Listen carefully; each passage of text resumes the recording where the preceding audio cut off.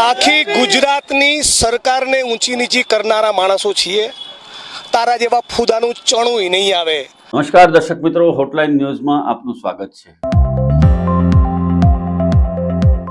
ઘણા લાંબા સમયથી પાટણના કોંગ્રેસમાં ધમાસાણ મચ્યું છે.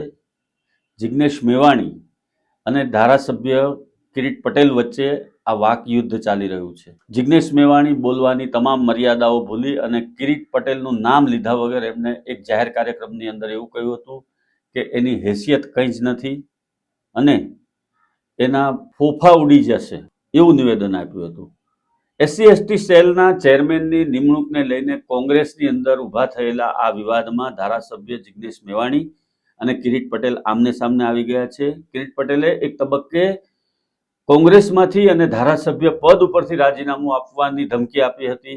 આ ચીમકી આપ્યા બાદ કોંગ્રેસના અગ્રણીઓએ સમાધાન કરાવ્યું હતું એમની વચ્ચે, પરંતુ જિગ્નેશ મેવાણીના આ નિવેદનને કારણે બળતામાં ઘી હોમાયું છે અને કિરીટ પટેલ તેમજ તેના સમર્થકો, જે પાટીદાર સમાજના સમર્થકો છે, એ તમામ લોકો પણ એમની સાથે ઊભા રહ્યા છે અને એમણે પણ એવું નિવેદન આપ્યું છે કે ધારાસભ્ય જેવી મહત્વની કી પોસ્ટ ઉપર બેસેલા વ્યક્તિએ અને એક સામાન્ય નિમણૂકની બાબતમાં આ પ્રમાણે ન કરવું જોઈએ.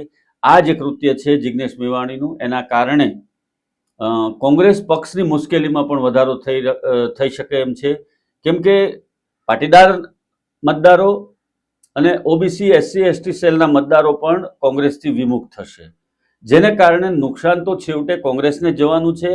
આ બંને નેતાઓ વચ્ચે એક વખત સમાધાન થઈ ગયા પછી પણ આ પ્રકારની તું મેમે ચાલી રહી છે અને જાહેરમાં નિવેદનો આપવાનું અને બિટવીન ધ લાઇન્સ બોલવાનું હજુ પણ ચાલુ છે, જેને કારણે હવે કોંગ્રેસે, ખાસ કરીને કોંગ્રેસની પ્રદેશ નેતાગીરીએ પોતાના આ બંને કાર્યકરોને સમજાવવાની જરૂર છે.